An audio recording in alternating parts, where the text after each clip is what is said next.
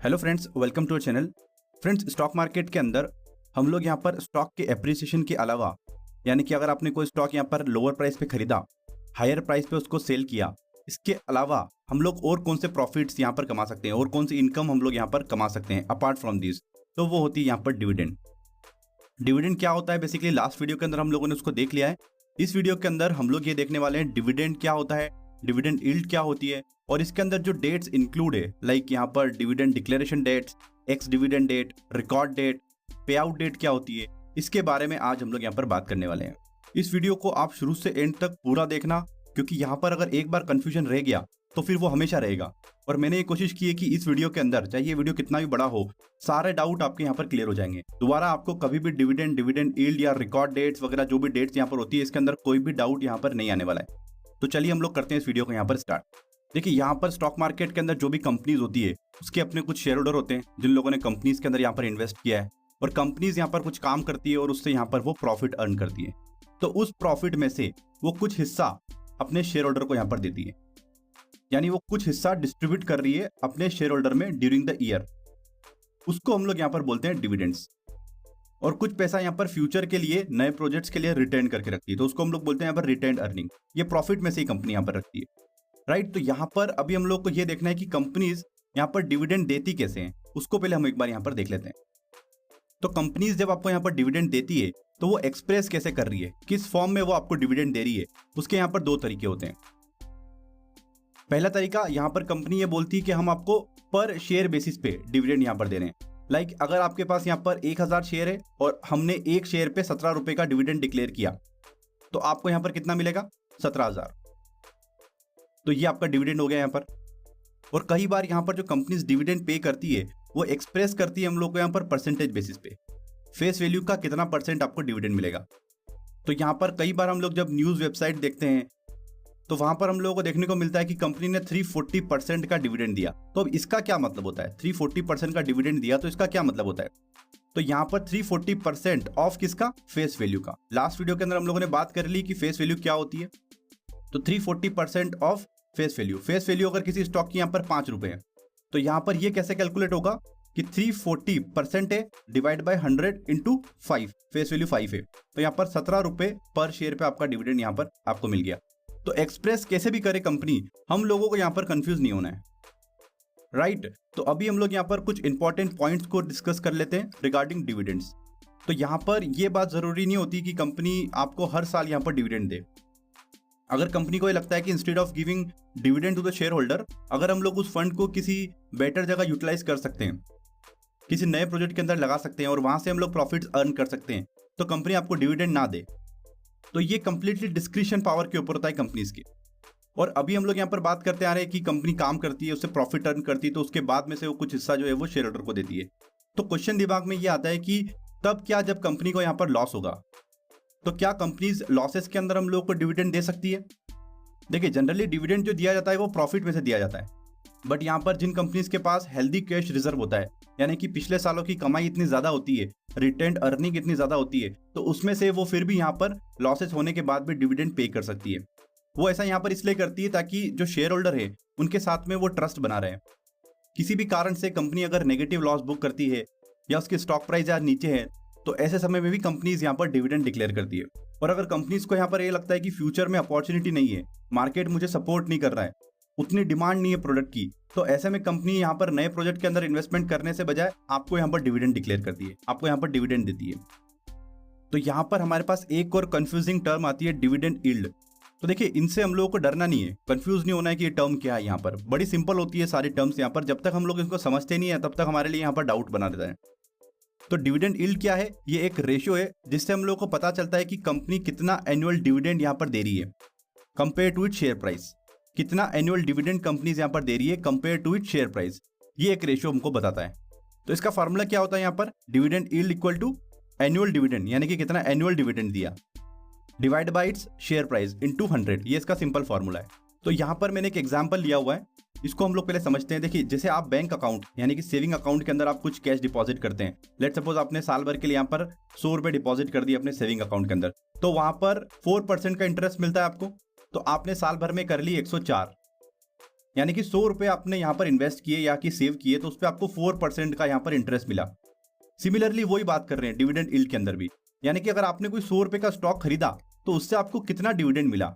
Let suppose आपको यहाँ पर 5 रुपीज का डिविडेंड मिला, तो स्टॉक खरीदने के बाद हम लोगों को इतना % का डिविडेंड मिल गया। ये हम लोग यहाँ पर पता कर रहे हैं डिविडेंड यील्ड के अंदर। स्टॉक का एप्रिसिएशन तो अलग बात है कि स्टॉक यहाँ पर आपने 100 रुपये का खरीदा था, आज वो 300 रुपये हो गया, वो एक प्रॉफिट अलग बात है। बट उससे हम लोग साल का डिविडेंड कितना अर्न कर रहे हैं वो हमको डिविडेंड यील्ड बताता है यहाँ पर। जैसे अगर हम लोग यहाँ पर बात करते हैं कि इन्फोसिस यहाँ पर कितना डिविडेंड देता है, तो उसकी डिविडेंड यील्ड क्या है, 2.37 उसकी डिविडेंड यील्ड है। अशोक लीलैंड की डिविडेंड यील्ड क्या है, 3.44 है। अब यहाँ पर जो डिविडेंड यील्ड है वो चेंज हो रही है स्टॉक प्राइस के साथ में। वो कैसे होती है अभी हम लोग उसको यहाँ पर समझ लेते हैं। यहाँ पर इंडिया बुल हाउसिंग फाइनेंस है, उसकी डिविडेंड यील्ड यहाँ पर 5.84 है। तो अभी हम लोग देखते हैं यहाँ पर कि कैसे ये डिविडेंड यील्ड भी चेंज हो सकती है। तो अभी हम लोग यहाँ पर एग्जांपल लेके चलते हैं कि अगर आपने किसी स्टॉक में यहाँ पर इन्वेस्टमेंट किया और स्टॉक की प्राइस यहाँ पर 100 रुपये चल रही थी और उसने आपको साल भर का यहाँ पर डिविडेंड दिया 3 रुपये का।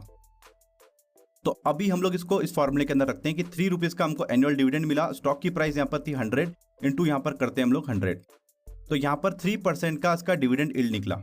अभी अगर हम लोग यहाँ पर स्टॉक की प्राइस को हाफ कर दें, अगर स्टॉक की प्राइस यहाँ पर 50 रुपीज़ है और वो डिविडेंड यहाँ पर 3 रुपये का दे रही है, तो उसका डिविडेंड यील्ड कैसे निकलेगा, 3/50 इंटू 100, तो 6% का इसका डिविडेंड यील्ड हो गया।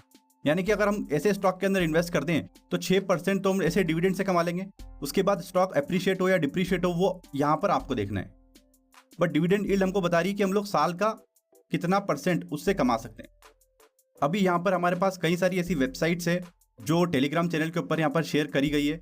अगर आप यहाँ पर टेलीग्राम चैनल के अंदर है तो वहाँ पर ऐसी वेबसाइट्स मैंने वहाँ पर डाली हुई है जहाँ पर आप देख सकते हैं कि कौन सी कंपनी का डिविडेंड यील्ड कितना है, सबसे ज़्यादा डिविडेंड यील्ड कौन सी कंपनी का है, रियल डेटा आप वहाँ पर देख सकते हैं। सो आई होप कि ये दोनों टर्म डिविडेंड और डिविडेंड यील्ड ये आपको क्लियर हो गई होगी। इसमें अभी हम लोगों को कोई भी यहाँ पर डाउट नहीं रखना है। तो अभी हम लोग यहाँ पर फाइनली बात करते हैं कि प्रोसेस क्या है, उसका एक फ्लो चार्ट क्या है जो कंपनीज यहाँ पर डिविडेंड डिक्लेयर कर रही है, तो हम लोग को कैसे मिल रहा है वो यहाँ पर। देखिए यहाँ पर एक एजीएम मीटिंग होती है हर कंपनी की हर साल, इसके अंदर शेयर होल्डर भी पार्टिसिपेट करते हैं। तो यहाँ पर कंपनी ये डिसीजन लेती है, यहाँ पर बोर्ड ऑफ डायरेक्टर्स यहाँ पर मिलते हैं और ये डिसीजन लेते हैं या अनाउंस करते हैं कि आपको यहाँ पर डिविडेंड दिया जाएगा। लेट सपोज 17 रुपये पर शेयर का आपको यहाँ पर डिविडेंड दिया जाएगा। तो एजीएम के अंदर यहाँ पर ये डिसाइड हुआ। तो जिस टाइम ये डिक्लेरेशन हुआ उसको हम लोग यहाँ पर बोलते हैं डिविडेंड डिक्लेरेशन डेट। अब अनाउंस करने के तुरंत बाद आपको यहाँ पर डिविडेंड नहीं मिल जाएगा, क्योंकि यहाँ पर जो शेयर्स हैं वो through out the day through out the year यहाँ पर ट्रेड होते रहते हैं। तो ऐसे में यहाँ पर ये डिफिकल्ट होता है कि कैसे डिसाइड करें कि कौन एलिजिबल है यहाँ पर डिविडेंड लेने के लिए और कौन नहीं है। तो उसके लिए कंपनीज यहाँ पर क्या करती है कि जब यहाँ पर डिविडेंड डिक्लेरेशन डेट होती है, जब यहाँ पर बोर्ड जो है वो मिलता है और अनाउंस करता है, तो उसके अंदर वो यहाँ पर ये भी अनाउंस करता है कि उसकी रिकॉर्ड डेट क्या है और उसकी पे आउट डेट क्या है। ये दोनों यहाँ पर चीज़ें डिसाइड हो जाती है कि आपको डिविडेंड कब मिलेगा और उसकी रिकॉर्ड डेट क्या है। देखिए रिकॉर्ड डेट को पहले हम लोग यहाँ पर समझते हैं। रिकॉर्ड डेट वो डेट होती है जिसमें कंपनी अपने रजिस्टर के अंदर देखती है कि कौन से शेयर होल्डर मेरे पास इस डेट तक यहाँ पर है, वो हमारी रिकॉर्ड डेट होती है। क्योंकि यहाँ पर स्टॉक जो है वो through out the day trade हो रहा है, through out the year trade हो रहा है, तो कैसे एलिजिबल इन्वेस्टर को निकाले उसके लिए यहाँ पर ये प्रोसेस होती है। नॉर्मली यहाँ पर जो गैप होता है इन दोनों डेट्स के बीच में वो 30 डेज के आसपास होता है। नॉर्मली इससे ज़्यादा भी हो सकता है, इससे कम भी हो सकता है, बट 30 डेज के आसपास का गैप होता है। अब आपको यहाँ पर एक डेट दिख रही है एक्स डेट या फिर एक्स डिविडेंड डेट, इसको हम जो भी बोल सकते हैं यहाँ पर। तो वो यहाँ पर क्यों होती है, इसकी ज़रूरत हम लोगों को इसलिए पड़ी कि लेट सपोज कंपनी ने यहाँ पर डिविडेंड डिक्लेरेशन डेट दी 1 तारीख के दिन, रिकॉर्ड डेट हो गई उसकी 30 तारीख, तो एक्स डिविडेंड डेट यानी कि वो 28 हो जाएगी। क्यों हो जाएगी, क्योंकि यहाँ पर जो सेटलमेंट होते हैं वो T+2 डेज में होते हैं और ये हम लोगों ने सेटलमेंट वाले वीडियोस के अंदर देखा था। तो ये 2 बिजनेस डेज होना जरूरी है। ऐसा नहीं कि यहाँ पर संडे सैटरडे को हम लोगों ने काउंट कर लिया, बिजनेस डेज होना जरूरी है। बट हम लोगों ने एग्जाम्पल के लिए अभी समझ लिया कि 30 तारीख को अगर रिकॉर्ड डेट है और अगर यहाँ पर हॉलीडेज नहीं है तो 28 तारीख के दिन उसकी एक्स डेट हो जाएगी। तो आप यहाँ पर 28 से पहले अगर स्टॉक खरीद लेंगे तभी आप यहाँ पर एलिजिबल होंगे डिविडेंड लेने के लिए। और डिविडेंड पे आउट डेट क्या होगी हमारी, डिविडेंड पे आउट डेट वो डेट होगी जहां पर हम लोग को फाइनली डिविडेंड रिसीव होगा। अब ये डिविडेंड आपके ट्रेडिंग अकाउंट के अंदर भी रिसीव हो सकता है, आपको यहाँ पर अपने बैंक अकाउंट के अंदर भी मिल सकता है, डिपेंड अपॉन द कंपनी। देखिए यहाँ पर ये इंपॉर्टेंट डेट्स मैंने लिखी हुई है, जैसे कि डिविडेंड डिक्लेरेशन हुआ 21 जुलाई के दिन 2018 में। टीसीएस ने अनाउंस किया कि हम लोग यहाँ पर डिविडेंड देंगे, तो उन्होंने यहाँ पर 2 डेट डिसाइड की। सबसे पहले रिकॉर्ड डेट यहाँ पर बताई, उसके बाद यहाँ पर बताई कि पेमेंट डेट कब होगी। तो रिकॉर्ड डेट यहाँ पर 16 सितंबर है, यानी कि हम लोग यहाँ पर बुक्स को देखेंगे कि जो यहाँ पर इस डेट तक हमारा शेयर होल्डर होगा वो सभी लोग यहाँ पर डिविडेंड रिसीव करेंगे। तो उससे पहले अगर आप यहाँ पर एक्स डिविडेंड से पहले 14 से पहले अगर आप यहाँ पर स्टॉक को खरीद लेते हैं तो आप एलिजिबल हो जाएंगे डिविडेंड लेने के लिए, क्योंकि जो भी शेयर आप यहाँ पर खरीदेंगे तो वो T+2 डे में सेटल होगा। और पेमेंट डेट इसकी यहाँ पर 2 अक्टूबर। इस दिन आपको जो भी यहाँ पर इन्वेस्टर हैं जो रिकॉर्ड डेट के दिन अवेलेबल है उसको यहाँ पर डिविडेंड मिल जाएगा। तो अभी हम लोग देखते हैं कि ये डेट्स हम लोगों को कहाँ पर दिखती है। तो अभी हम लोग अपने ट्रेडिंग प्लेटफॉर्म पे चलते हैं और वहाँ पर इन डेट्स को एक बार देख लेते हैं। तो फ्रेंड्स यहाँ पर हम लोग आ चुके हैं अपने ट्रेडिंग टर्मिनल के अंदर। यहाँ पर हम लोगों ने डिटेल्स निकाली हुई है इन्फोसिस की। तो आज की डेट आप यहाँ पर देख सकते हैं, आज हो रहे हैं यहाँ पर 13 जून 2019। और यहाँ पर जो एक्स डेट है इन्फोसिस की वो आप यहाँ पर देखिए कि 13 जून 2019 है। और यहाँ पर जो डिविडेंड दिया गया है वो कितना दिया गया है, 10.5 रुपीज पर शेयर। तो यहाँ पर अगर आपको एलिजिबल होना है डिविडेंड लेने के लिए तो आपको एक्स डेट से पहले यहाँ पर स्टॉक को खरीदना पड़ेगा, यानी कि आपको 12 जून तक स्टॉक खरीद लेना था अगर आपको यहाँ पर डिविडेंड चाहिए था। आज अगर आप स्टॉक खरीदेंगे तो आज यहाँ पर जो आप देख रहे हैं इन्फोसिस की प्राइस यहाँ पर चल रही है, ऑलरेडी वो डिविडेंड को डिस्काउंट करने के बाद चल रही है। तो अगर आप आज खरीदेंगे तो आप एलिजिबल नहीं होंगे डिविडेंड लेने के लिए। तो यहाँ पर आप इन्फोसिस की डिविडेंड हिस्ट्री को देख सकते हैं। अनाउंसमेंट डेट यहाँ पर बताई गई है, वही डिविडेंड डिक्लेरेशन डेट 12 अप्रैल 2019 को। यहाँ पर एक्स डिविडेंड डेट यहाँ पर दिख रही है आपको 13 जून 2019।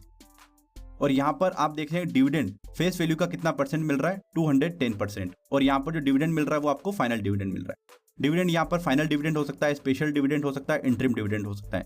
आने वाले वीडियोस के अंदर हम लोग यहाँ पर बात करेंगे इनके बारे में। तो यहाँ पर हम लोग लास्ट 30 सेकेंड्स के अंदर एक क्विक कंक्लूजन पे आते हैं कि अगर हम लोग को डिविडेंड रिसीव करना है तो उसके लिए कुछ इंपॉर्टेंट पॉइंट्स हम लोग यहाँ पर देख लेते हैं। आपको यहाँ पर शेयर को कब बाय करना है, बिफोर एक्स डिविडेंड डेट। आपको यहाँ पर शेयर होल्डर के बुक रजिस्टर के अंदर होना है रिकॉर्ड डेट के अंदर। यहाँ पर हम लोगों ने देखा कि जो स्टॉक प्राइस है वो एडजस्ट हो जाती है, जितना डिविडेंड डिक्लेरेशन अमाउंट है उससे वो स्टॉक प्राइस यहाँ पर एडजस्ट हो जाती है। और अगर आपने यहाँ पर एक्स डिविडेंड डेट के बाद स्टॉक को परचेस किया है या फिर उस दिन भी परचेस किया है तब भी आप यहाँ पर एलिजिबल नहीं होंगे डिविडेंड्स लेने के लिए। और एक बार अगर आप एलिजिबल हो गए डिविडेंड्स के लिए तो आपको पेमेंट कब यहाँ पर मिलेगा, पेमेंट डे के दिन यहाँ पर आपको पेमेंट रिसीव हो जाएगा। राइट, तो अभी हमारे यहाँ पर सारे डाउट्स क्लियर होते हैं डिविडेंड्स के रिगार्डिंग में। जितना यहाँ पर कंफ्यूजन था सारे टर्म्स को हम लोगों ने यहाँ पर डिस्कस कर लिया है। आई होप कि आपको ये वीडियो यहाँ पर पसंद आया होगा, तो आप इस वीडियो को यहाँ पर लाइक कर सकते हैं। तो फ्रेंड्स आज के लिए अभी के लिए इस वीडियो के अंदर फिलहाल इतना ही। इस सीरीज के अगले वीडियो को देखने के लिए आप जरूर से सब्सक्राइब करें हमारे यूट्यूब चैनल को। फ्रेंड्स मिलते हैं अगले वीडियो के अंदर, जब तक के लिए गुड बाय।